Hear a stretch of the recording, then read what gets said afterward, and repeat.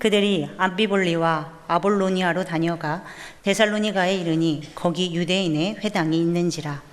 바울이 자기의 관례대로 그들에게로 들어가서 새 안식일의 성경을 가지고 강론하며 뜻을 풀어 그리스도가 해를 받고 죽은 자 가운데서 다시 살아나야 할 것을 증언하고 이르되 내가 너희에게 전하는 이 예수가 곧 그리스도다 하니 그 중에 어떤 사람 곧 경건한 헬라인의 큰 무리와 적지 않은 귀부인도 권함을 받고 바울과 실라를 따르나 그러나 유대인들은 시기하여 저자의 어떤 불량한 사람들을 데리고 때를 지어 성을 소동하게 하여 야손의 집에 침입하여 그들을 백성에게 끌어내려고 찾았으나 발견하지 못함에 야손과 몇 형제들을 끌고 읍장들 앞에 가서 소리질러 이르되 천하를 어지럽게 하던 이 사람들이 여기도 이름에 야손이 그들을 맞아 들었도다.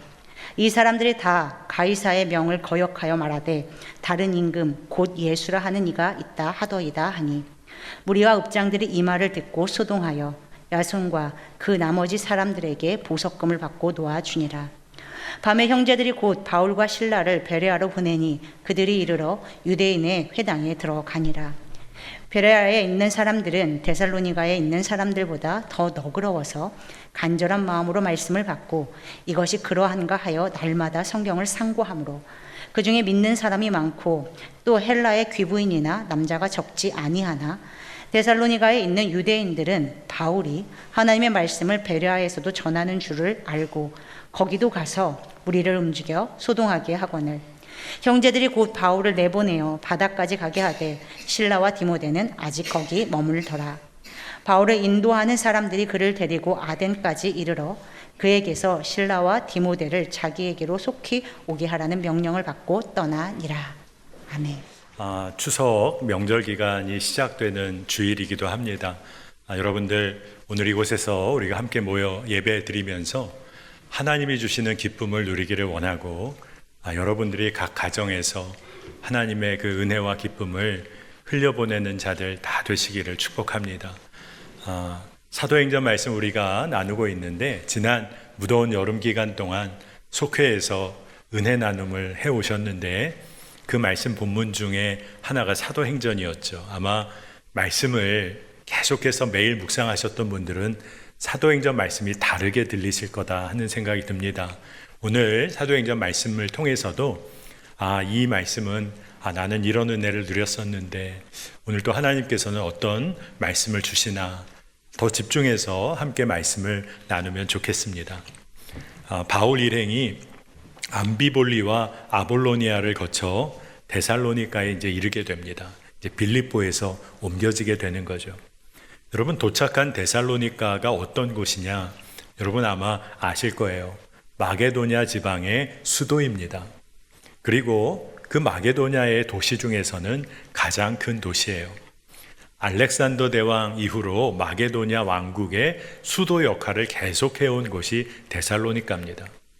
그러니 바울이 이제 마게도냐 지방의 빌립보에 처음 이르렀을 때는 로마 체제를 이제 본격적으로 만나게 되는 그런 경험을 하게 됩니다. 근데 이 오늘 데살로니가에서는 이 데살로니가가 오랜 시간 역사적으로 세계 중심의 큰 도시였거든요. 그러니까 그곳에서 또 하나님의 역사를 경험하게 되는 겁니다. 이제 이 데살로니가라는 곳에서도 바울 일행은 거침없이 복음을 전합니다. 바울이 늘 그랬던 것처럼 처음 간 곳에서 유대인의 회당에 들어가고 성경을 가지고 복음을 강론하죠. 한 번이 아니라 오늘 말씀 보니까 새 안식일 동안 지나도록 그렇게 말씀을 전했습니다. 아마도 추측해보면 새 안식일 동안 딱 그렇게만 전한 게 아니라 데살로니가에 더 머물면서 말씀을 전했을 거라 생각합니다. 바울이 그렇게 전한 복음의 핵심은 뭘까요? 너무나 단순하지만 강력한 복음을 증거했어요. 그것은 뭐냐 하면 예수가 곧 그리스도시다. 이 복음을 아주 단순한 이 복음, 하지만 이 강력한 복음을 증거했습니다. 사도행전 17장 3절을 보면 뜻을 풀어 그리스도가 해를 받고 죽은 자 가운데서 다시 살아나야 할 것을 증언하고 이르되 내가 너희에게 전하는 이 예수가 곧 그리스도라 하니. 아멘. 이 말씀을 전했어요. 그런데 여기서 주목할 만한 것은 그리스도가 해를 받는다 하는 내용입니다. 이것은요, 해를 단순히 받는다 이 정도의 내용이 아니라 반드시 해를 받아야만 한다, 이런 내용이 강조되고 있는 뜻이에요. 왜 그럴까요? 우리의 죄를 속하기 위해서는 반드시 죄의 대가, 생명으로 그 대가를 지불해야만 한다는 뜻이 담겨 있는 겁니다. 그리고 그렇게 해를 당한 분이 죽음의 권세를 결국 이겨내시고 지금 우리 가운데 거하고 계시다. 그 예수가 그토록 당신들이 기다리던 메시아이고 그리스도시다, 이것을 증언한 겁니다. 여러분, 이 놀라운 복음도요, 믿어야지만 자기 것이 됩니다. 아무리 들어도 상관없는 거죠. 진짜 중요한 것은 믿어야 하는 것입니다. 여러분, 예수가 그리스도시다라는 걸 믿는 자들의 삶은 늘 바뀌었습니다. 멀리 갈 것도 없어요. 바울이 그랬어요. 가는 곳마다 고난과 박해를 받아도 전혀 문제되지 않았어요. 감옥에 들어가도 찬송하고 기도했어요. 온갖 어려움을 자신이 겪더라도 복음을 받아들인 믿음의 형제 자매들이 이제 믿음을 굳게 지키는 일, 그들 돌보는 일에 마음을 다합니다. 여러분, 무엇이 바울을 이렇게 바꿔놓은 걸까요? 무엇이 바울이 이렇게 간절하게 복음을 전하게 한 걸까요? 그것은 예수가 바울의 그리스도가 되신다는 것을 너무나 분명하게 바울이 믿은 겁니다. 여러분, 믿음이 삶을 바꿉니다. 바울의 복음 전도를 통해서 그곳에 경건한 헬라인들의 큰 무리, 그리고 적지 않은 귀부인이 바울과 실라를 따르게 되었다. 성경이 그렇게 표현해요. 근데 여기서 따른다는 성경의 말씀은 바울과 실라를 따르는 그리스도를 본받는 삶을 말하는 겁니다. 여러분, 이제 주님을 따르게 된 자의 삶은 어떻게 될까요? 어떻게 바뀌는 걸까요? 갈라디아서 5장 13절 보니까 형제들아, 너희가 자유를 위하여 부르심을 입었으나 그러나 그 자유로 육체의 기회를 삼지 말고 오직 사랑으로 서로 종노릇하라. 아멘. 복음으로 인하여 죄로부터 완전히 노임을 받고 이제는 하나님의 자녀로 자유한 삶을 살게 되었지만 육신의 만족 위에 살지 말고 사랑하고 서로를 섬기는 주의 종으로 살라, 이 말씀을 주시는 거예요. 복음을 믿는 자의 삶이 이렇게 바뀌어지는 겁니다. 예수 그리스도의 삶을 따르는 거예요. 여러분, 오늘 추석 명절 기간이 이렇게 시작되는 주일이기도 하죠. 여러분, 추석이 와서 너무 좋으시죠? 네, 지금 분위기는 추석에 해야 할 일도 많고 음식도 준비해야 되고 청소도 해야 되고 또 가족들과의 관계도 좀 쉽지 않고 그런 마음 있으실지 모르겠어요. 근데 여러분, 어린 시절, 어렸을 때 명절이 오는 거 느낌이 어떠셨어요? 명절이 왔으면 좋겠는 거죠. 맛있는 것도 먹고 뭔가 북적대고 사람들 안에 기쁨이 있고. 여러분, 추석 명절 기간 가족들이 많이 모여 좋고 즐겁기도 하지만 근데 진짜 실제로는 사랑하고 섬기고 이해해야 할 일도 많죠. 품어야 하는 일도 많은 거죠. 여러분, 먼저 믿게 된 자가 우리들이잖아요. 여러분, 우리 모두가 가정에서 한번 이번 추석 명절 기간 사랑하고 섬기기만 하는 그런 믿음의 도전을 한번 해보시기를 바랍니다. 거의 아멘은 안 나오고 순교해야지나 할 수 있는 일이다 이런 분위기이신데, 여러분 한번 생각해 보세요. 우리는 먼저 믿었기에 우리 가족들 가정에 파송받은 정말 가정 선교사입니다. 여러분, 그게 진짜 믿어지면 하여간 사랑하고 섬기고 이해하는 거예요. 한 며칠 그러면 돼요. 길어야 이틀 3일입니다. 한번 해보는 거예요, 요번에. 그런데 그러면 집안의 영적 공기가 달라집니다. 겉으로는 그렇게 표현을 안 해도 믿지 않는 가족들이 생각을 하기 시작하는 거예요. 왜 저 사람은 왜 그렇게 속도 없이 사랑만 하나? 왜 그렇게 속도 없이 섬기기만 하나? 왜 그런 걸까? 그러면서 굳은 마음이 부드러워지기 시작하고 새로운 가족 안의 관계가 시작되는 겁니다. 여러분, 한번 믿음으로 도전해 보는 거예요. 믿음을 갖게 된 사람은 삶이 바뀝니다.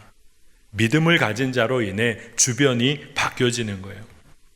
데살로니가에서도 예수를 믿고 따르는 이들이 많이 생겨나기 시작했지만 그곳의 유대인들, 데살로니가의 유대인들은 바울 일행이 전하는 복음에 대해서 아주 분노하고 시기했습니다. 결국 그들이 선동을 해요. 아고라 광장과 같은 곳에서 불량배들을 데리고 소동을 일으킵니다. 요즘 말로 하면 아고라 조폭 세력을 데리고 바울 일행 잡아서 끌어내겠다. 근데 찾다가 못 찾으니까 야손이란 자와 형제들을 끌고 읍장들 앞에 내세웁니다.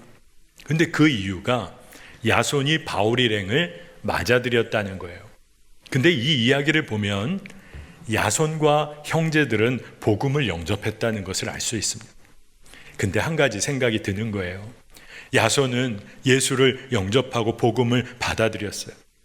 예수가 그리스도시다, 이걸 믿고 이제 믿음 생활 막 시작한 겁니다.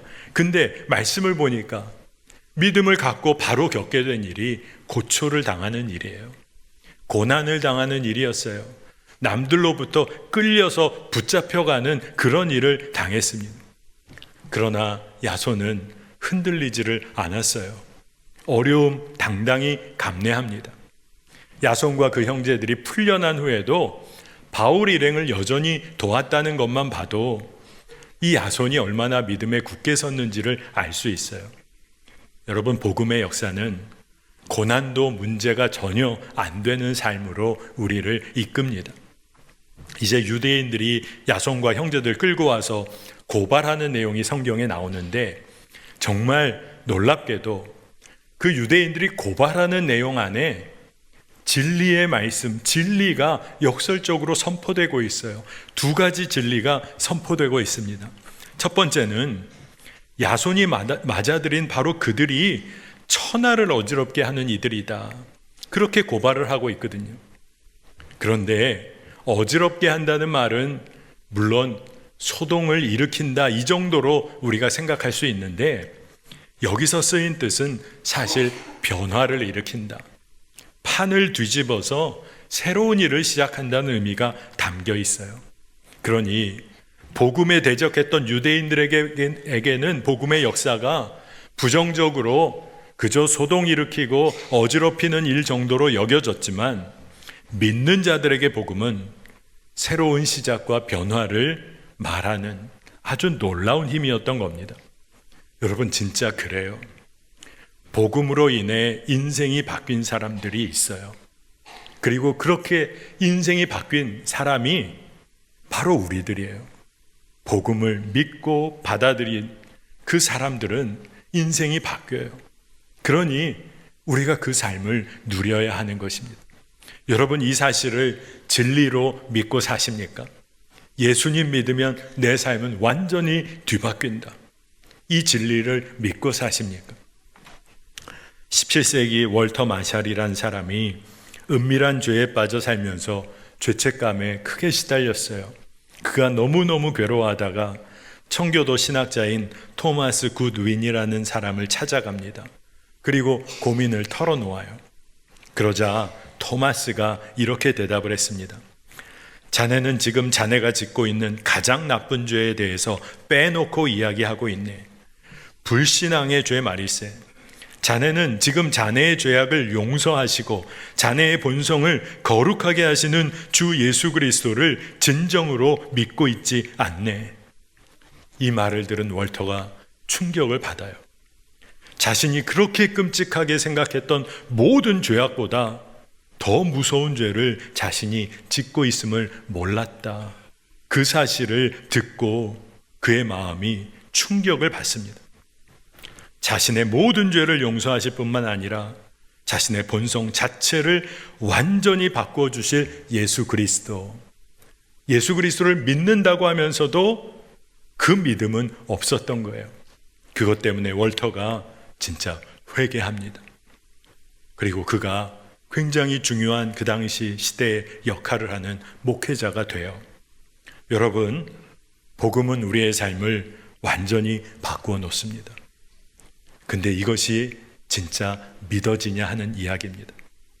유대인들이 야손과 그 형제들을 고발하면서 역설적으로 증거한 두 번째 진리는 다른 게 아니라 바로 바울 일행이 가이사의 명을 거역하고 다른 임금 곧 예수가 있다 한다고 고발한 내용 안에 담겨 있어요. 여러분, 놀랍지 않습니까? 유대인들은요, 유일하신 여호와만을 섬기는 사람들이다, 자신들이 그렇게 사는 사람이다 라고 말하면서도 로마 황제를 가이사, 즉 왕이라 신이라 부르는 세상에서 살면서 아무 문제 없이 잘 살았어요. 이게 진짜 이해가 안 되는 대목입니다. 가이사도 왕이라 잘 섬길 수 있고 그러면서도 하나님도 섬기는 것이 가능하다고 여기며 산 거예요. 유대인들도 그렇게 살았다는 거예요. 그러나 유대인들이 다른 이들을 고발하는 그 고발의 내용 가운데 놀라운 진리가 선포되는데, 다른 왕이 계시다. 가이사가 아니라 다른 왕이 계시다. 예수가 진정한 왕이시다. 이 진리가 선포되고 있는 겁니다. 여러분, 사실 많은 믿는 자들이 지금도 이 시대에도 오늘 말씀 속 유대인처럼 살 때가 많습니다. 세상도 의지하고 하나님도 의지하고 그렇게 삽니다.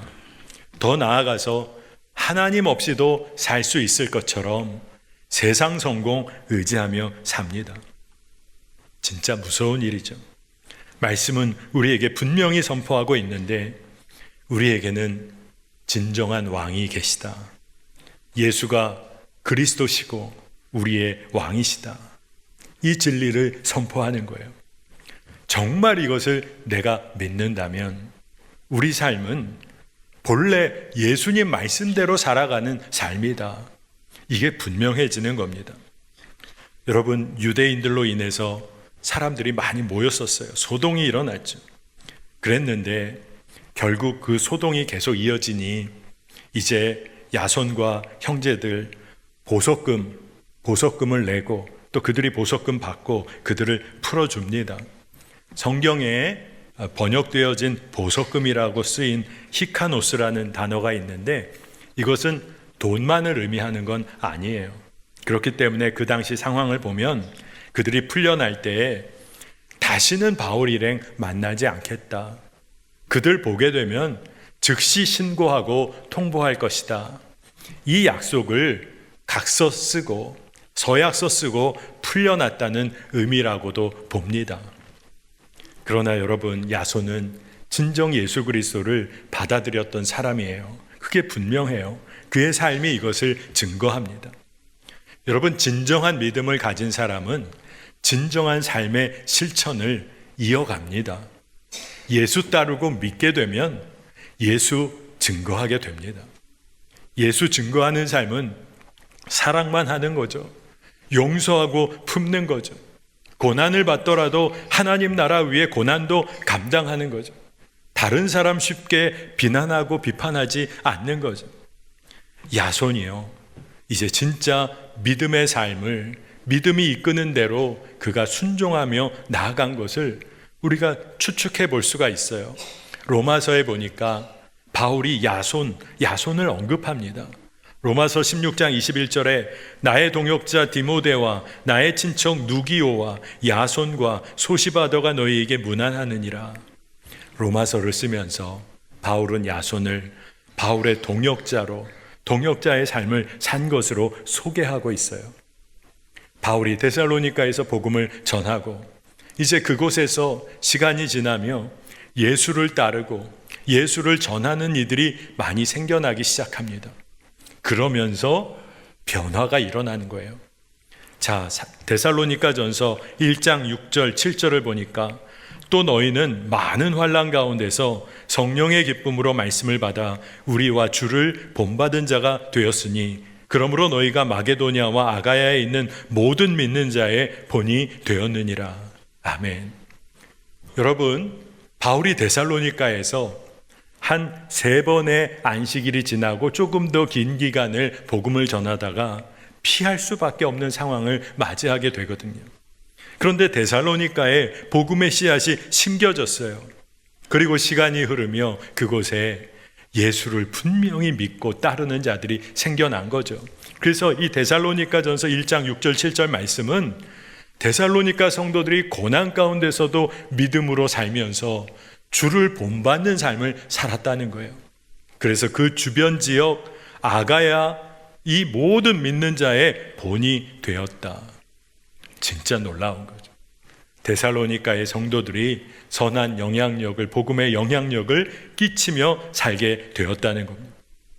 여러분, 예수를 영접해서 믿음으로 사는 삶은 그 자체가 예수를 전하는 삶이 됩니다. 우리 삶은요, 어떤 면에서 하여간 분명한 메시지를 담고 있는 삶을 살게 돼요.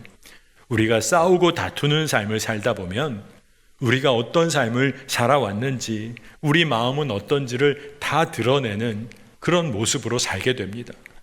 싸우고 다투는 삶은 일종의 메시지를 담고 있어요. 사랑하고 섬기는 삶은 우리의 마음이 나누고 베풀기를 원하는 너그러운 마음이 있음을 드러내는 메시지입니다. 그러니 이제 예수를 믿고 따르는 우리의 삶은 복음의 메시지가 돼야 하는 거죠. 예수님을 드러내게 되는 게 가장 자연스러운 것입니다. 부모인 우리는 자녀들에게 복음의 메시지로 살아야 합니다. 자녀들도 마찬가지죠. 부모님들에게 복음의 메시지의 삶을 살아야 합니다. 사랑하고 섬기고 베풀고 끝까지 사랑하는 겁니다. 세상 사람들은 좋을 때는 좋다고 사랑하지만 좀 어려우면 떠납니다. 근데 예수 믿는 자 끝까지 사랑하는 삶을 사는 거예요. 야손과 함께했던 형제들이 그런 삶을 살았어요. 아마도 유대인들이 혈안이 되어서 바울 일행 잡으려 하니까 밤에 형제들이 바울과 실라를 베레아로 보냅니다. 여러분, 바울 일행 보게 되면 신고하고 그들 다시 만나지 않겠다고 각서를 썼던 그 사람들이잖아요.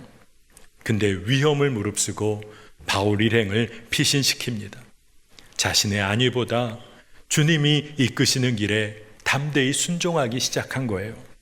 여러분, 예수 제대로 믿으면 삶은 바뀝니다. 바울 일행 베레아까지 내려가게 되어 거기서 뭐 했을까요, 여러분? 또 유대인 회당에 들어가는 겁니다. 거기 데살로니가에서 그런 어려움 당하고도 다시 유대인의 회당 베레아에서 들어가서 예수가 그리스도이시다 한결같이 전하는 거예요. 참 놀랍다는 생각을 합니다. 바울은 전도 여행 때에 복음 전하다가 어려움 겪습니다. 복음 전하고 감옥에도 갇힙니다. 그러다가 피하여 다른 곳으로 겨우 옮기게 되는데 거기서 다시 복음 전합니다. 주님께서 바울의 발걸음을 하나하나 인도하시고 또 가는 곳마다 주님 뜻대로 바울을 사용하고 계세요. 근데 이 복음 전도 여행의 여정 가운데 진짜 중요한 핵심은 바울이 계속해서 순종을 한다는 겁니다. 진짜 이게 놀랍잖아요.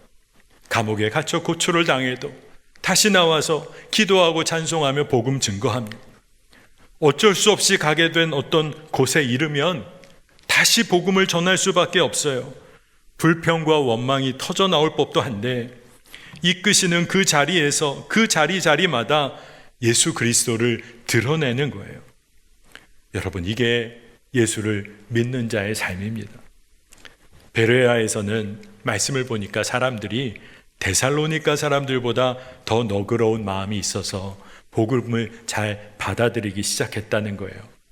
근데 베레아 사람들은 전에 들은 말씀이 진짜 그러한지를 확인하고 싶어서 날마다 말씀을 성경을 상고했다고 했습니다. 그러니 아직은 아주 깊은 은혜 가운데 들어가 말씀을 묵상하는 것은 아직은 아니었지만 분별함을 받기 위해서 인도하심을 받기 위해서 베레아 사람들이 말씀에 집중하기 시작했다는 겁니다. 진짜 잘한 일이죠. 말씀 따라 분별하려고 한 거 잘한 일이죠. 말씀 따라 살기를 그들이 원했기 때문이라 믿습니다. 여러분, 베레아에서는 또 어떤 일이 벌어집니까? 이상할 정도로 바울 일행은 계속 복음을 전하는데 데살로니가에 있는 유대인들이 이 소식을 듣고 찾아옵니다. 소동을 또 일으킵니다. 여러분, 저는 이 말씀 묵상하다 그런 생각이 들더라고요. 복음을 대적하며 완고한 마음을 가진 자들이 얼마나 이 일에 열심을 다하는가. 주님의 복음에 대적하고 주의 복음이 증거되는 일을 가로막기 위해서 얼마나 열심을 다해서 그렇게 돌아다니면서까지 이런 일을 할까. 그러면서 이 열심을 우리의 열심과 비교하게 되는 거예요. 예수님 따르고 예수님 증거하고 사랑하고 섬기는 일에 믿는 자들은 얼마나 열심을 다하고 있나. 복음에 대적하는 이들은 이렇게 열심을 다하고 있는데 우리는 어떤 열심을 가지고 살고 있나. 유대인들은요, 하나님만 섬기며 하나님만 따른다고 입술로 고백하며 그렇게 오랫동안 신앙 가져왔던 사람들인데 그들이 그렇게 하나님을 따른다고 하면서 복음을 방해하는데 그 유대인들의 삶에는 하나님이 드러나지 않고 있다는 거예요. 그 말은 제대로 믿고 있는 것이 아니라는 겁니다. 여러분, 오늘 말씀에서 계속해서 강조되는 내용이 있어요. 그것은 뭐냐 하면 말씀을 따라서 살면서 주님을 드러내는 사람들, 그러한 삶이 있는 반면에 주의 말씀 복음을 접하고도 그렇지 않은 사람들이 있다는 겁니다. 여러분, 사도행전을 따라가다 보면 복음이 증거되는데 그 복음을 영접한 사람이 있고 그렇지 않은 사람들이 있어요. 데살로니가에 쓴 바울의 편지에서도 드러납니다. 데살로니가 후서 3장 2절을 보니까 또한 우리를 부당하고 악한 사람들에게서 건지시옵소서 하라. 믿음은 모든 사람의 것이 아니니라. 이 믿음은 모든 사람의 것이 아니라는 말씀은 뭘까요? 여러분, 복음은 모든 사람을 향한, 모든 사람을 위한 복음입니다. 그렇죠. 복음은 모든 사람을 포용합니다. 하지만 그 복음 앞에, 그 복음에 모든 사람이 반응하며 믿는 것은 아니라는 거예요.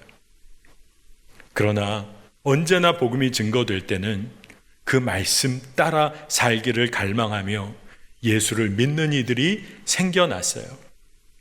바로 그때 그들의 삶이 바뀌고 예수를 믿고 따르는 삶의 증거가 드러났어요.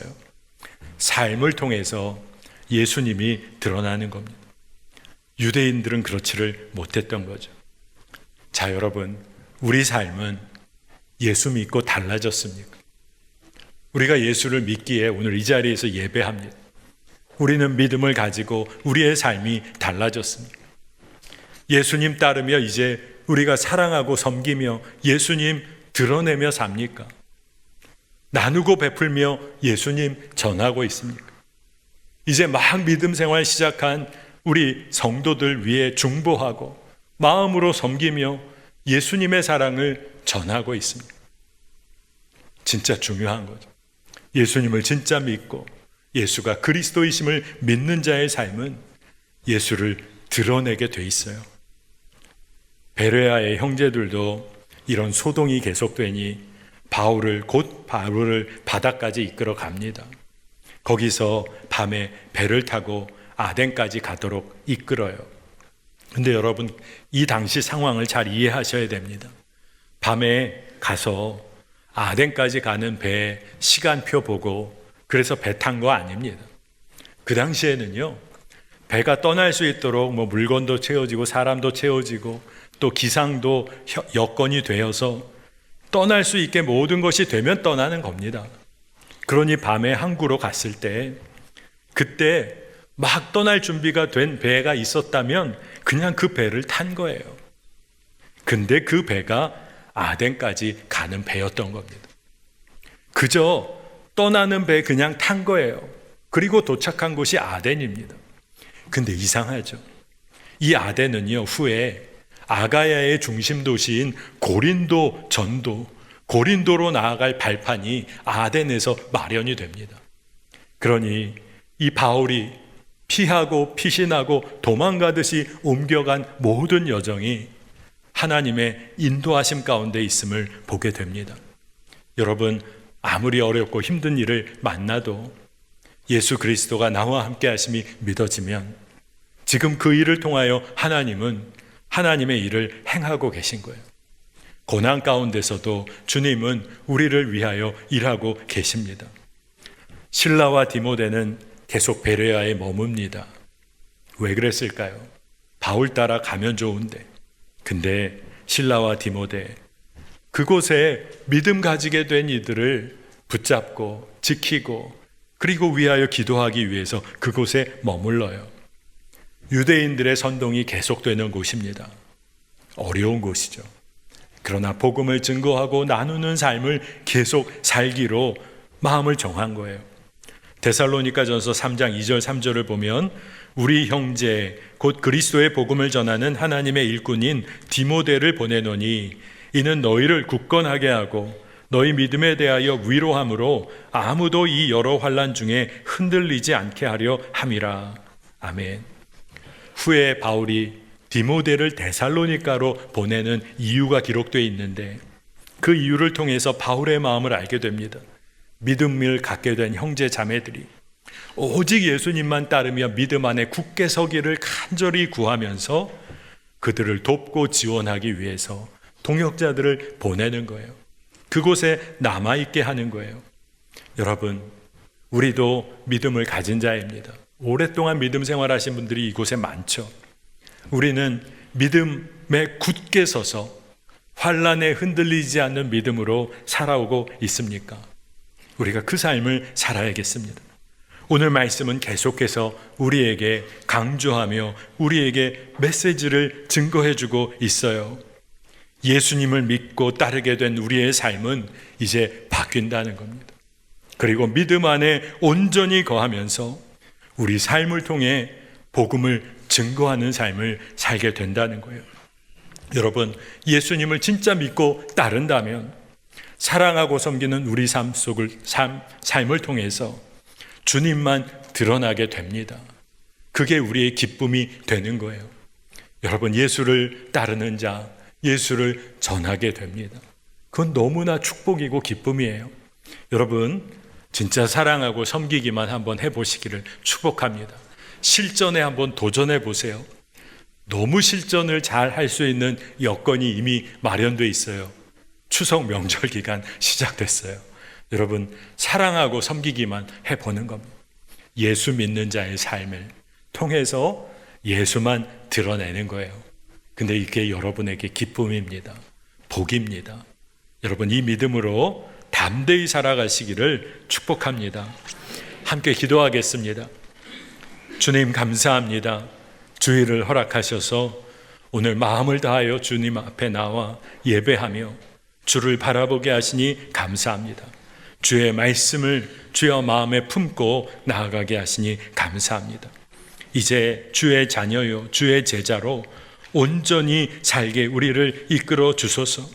이름만 그리스도인인 것 아니라 예수를 따르는 삶을 통해 예수님 드러내기를 원합니다.